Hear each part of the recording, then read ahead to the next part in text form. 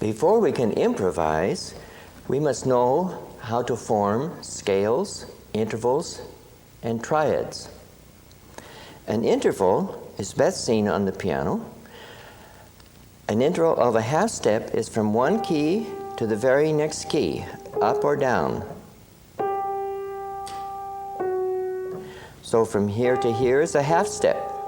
From here to here is a half step. From here to here is a half step. Remember, a half step is always from one key to the very next key, up or down.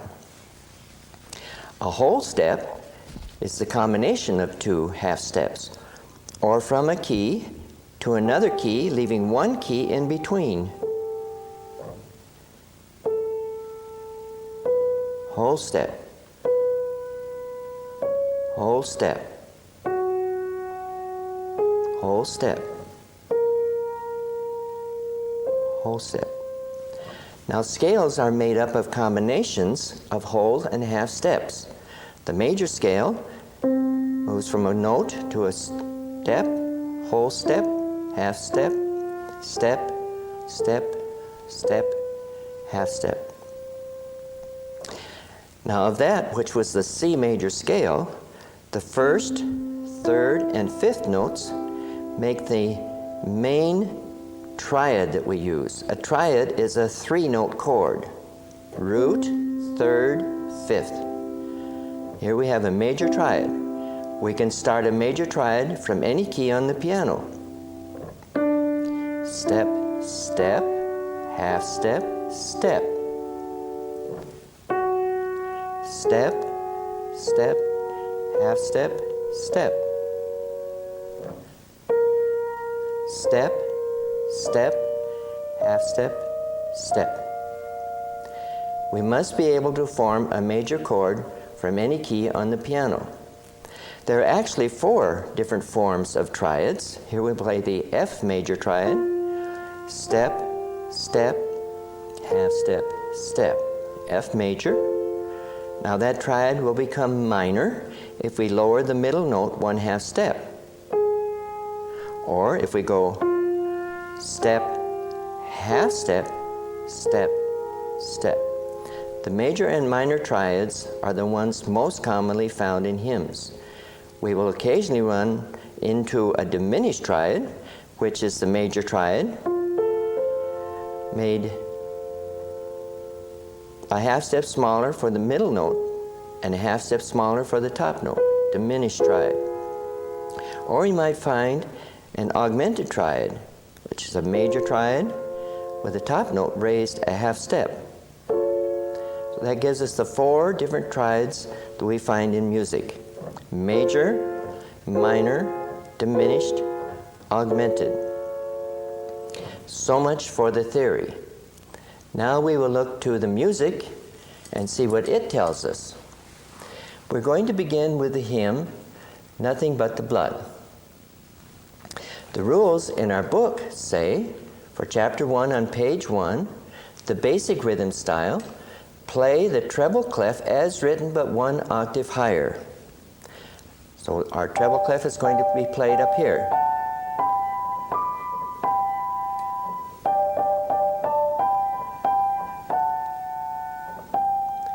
Now the left hand is going to go only by the chord symbols as found under the bass clef. These chord symbols for the first 4 hymns are given for you. From page 5 on, you must learn to figure out these chord symbols for yourself, and the lessons will explain how to do it. We have a capital letter G. That says that we're playing the G chord from here over to here. We have a D. We play the D chord here. When I say chord, I'm referring to the major triad. Here we go from the G chord all the way through here over to the D. D chord, it says D7, we can use just the D triad for now, and G. But right away, we are introduced to one of the 2 exceptions that we must take into consideration. You notice this D with this arrow ahead of it. That means that that the harmony is D at this point, right here we're going to have to have to play a D octave. Let me show that to you on the piano. So the left hand is going to play on the first beat of every measure an octave. In this case, a G octave, G octave. On the second beat, it's going to play the G chord. G octave, G chord. D octave, D chord. D octave, D chord. So, we're given G for one beat, we're given G for the second beat, we're given G for the third beat, but there's that arrow.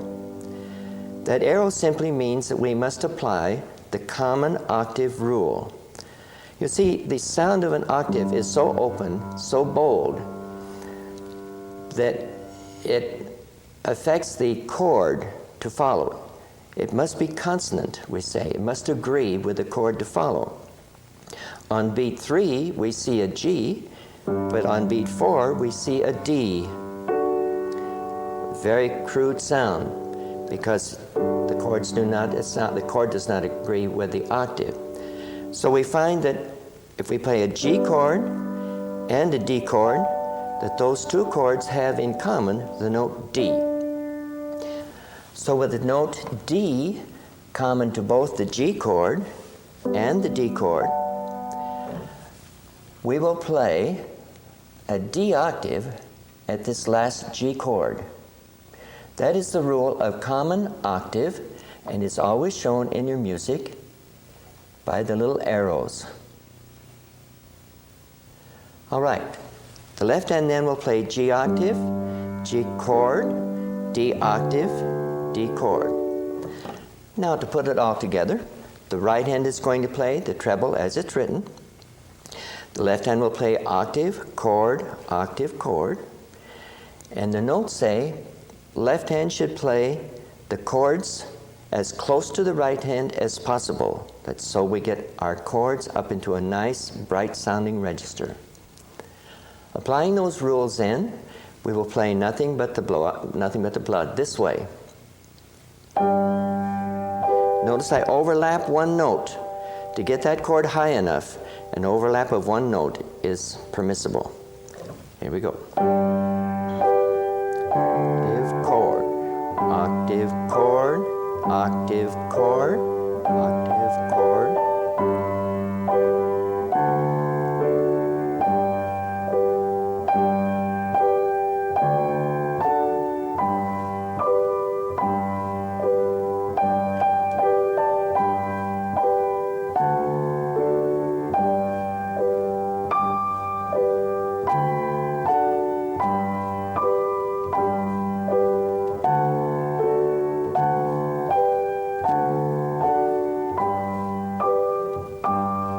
Common octave.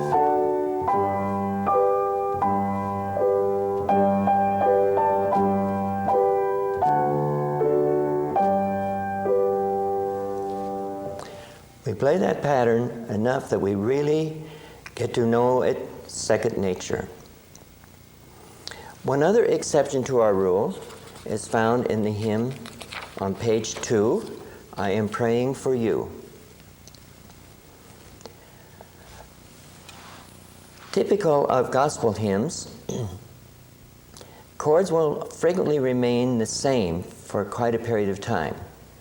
Here we have G chord for 2 measures, D chord for a full measure, G chord for 2 measures and a half of another. But then suddenly we notice that the chords change on each successive beat, and that most frequently when that happens, the bass notes will move on each successive note, most often by scale step. That we call moving bass. We have a little fragment there, and we have a little fragment down here. When we come to the moving bass, we're going to break the left-hand pattern, and we're going to play octaves on those given notes. So applying the rule of simple rhythm bass to this hymn, we will play it thus.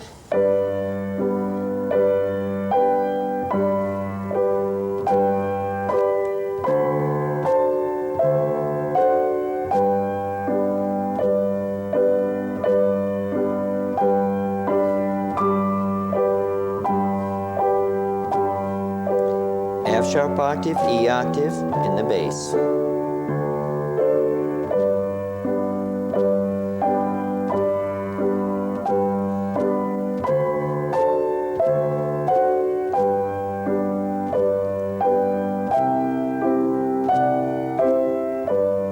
A major chord.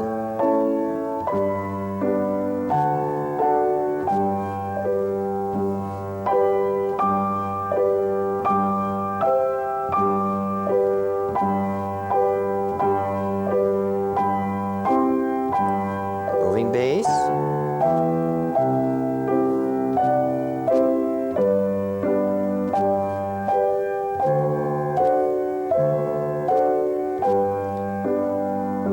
Notice we stopped on count 3 of the last measure.